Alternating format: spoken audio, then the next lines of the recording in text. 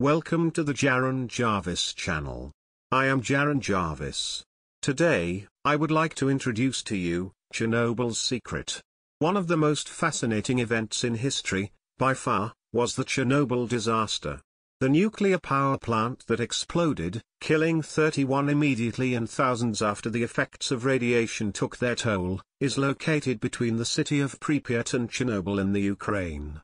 The Pripyat River and a large body of water that was used as a cooling reservoir for the power plant, run adjacent to these two cities. After 30 years, wildlife is thriving in these now overgrown ghost towns, even better than before the incident occurred. Some residents have returned to the city of Chernobyl to resume their lives, but Pripyat is still completely abandoned.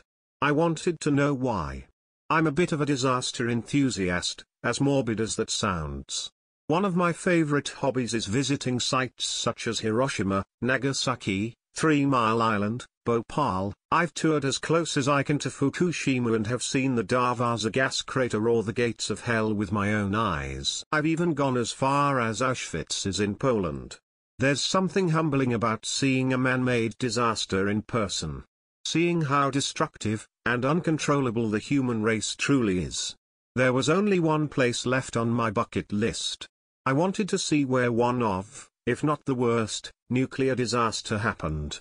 An explosion so catastrophic, that it leaked 100x the amount of radiation into the air than that of Hiroshima or Nagasaki. I bought my airline tickets and packed my backpack. There was a small layover in France before the next flight took us to the Ukraine capital, Kiev. I got a hotel room and got some much-needed sleep for the adventure ahead. I was able to get a local taxi service to take me right outside of the city Chernobyl the next day. It was about a 10-kilometer, 6-mile, walk to the reactor and the city of Pripyat. I retrieved my backpack from the trunk and began my trek. It was still relatively early in the morning. As long as I kept a steady pace, I could be there by midday.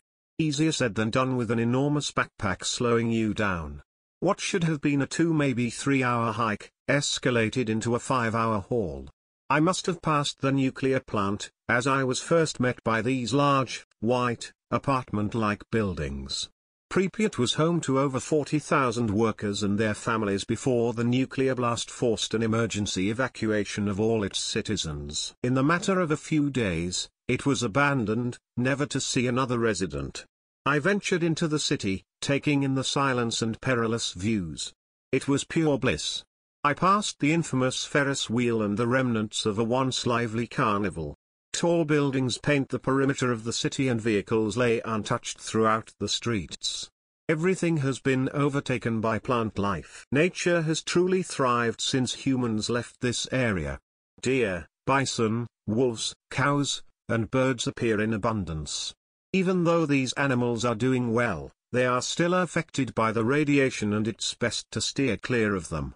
I can't stay long, I want to make it to the reactor by nightfall. I make my way to the river that will guide me south to the power plant. As the sun sets and my legs grow tired, a giant, concrete dome pierces the horizon.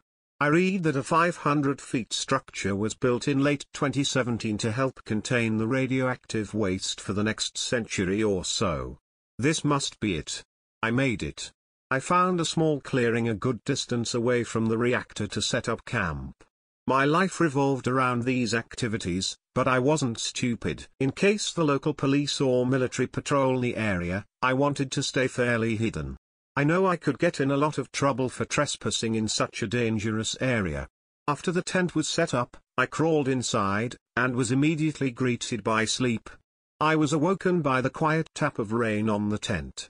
I rolled over and closed my eyes to return to sleep but was met by another sound that made my blood run ice cold. It sounded like something was in distress, something very large. The cry echoed like thunder. It was very guttural and sounded almost like a whale call. The vibrations of the hum shook the tent. Adrenaline coursed through my veins. I unzipped the tent just enough to get an eye through but was met only by the darkness and cold rain. I continued to unzip the door, so I could get a better look. Whatever it was, a small plastic tent wasn't going to provide much protection. I grabbed my flashlight and stepped outside. The hum cries out again. Birds frantically flee their nests. Then, like a wrecking ball to a building, an abrupt crash follows, shaking the earth. Construction? In the middle of the night? I ponder out loud. A crack of lightning lights up the entire sky. What I saw that night cannot physically be possible. I've gone through multiple scenarios in my head, trying to come up with a reasonable explanation. A creature stood over the cement building that covered the nuclear plant. It was in the shape of a human, but just the decayed skeleton of one.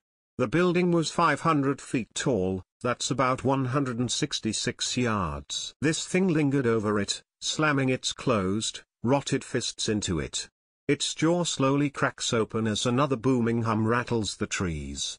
My attention is diverted to something stirring in the cooling reservoir. The sounds of a submarine breaching water?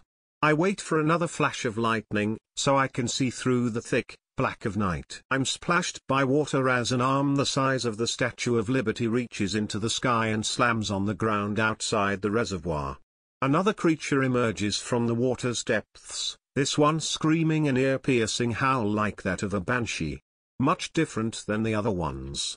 I rip my gaze away from the beasts, grasp my flashlight, and run for the protection of the tree line. When I penetrate the forest, I'm met by a forceful push. I'm tackled to the ground as Russian men in military outfits scream at me. It's pouring rain at this point.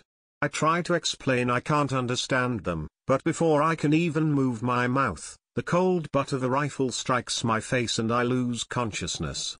When I came back around, I was on an airplane.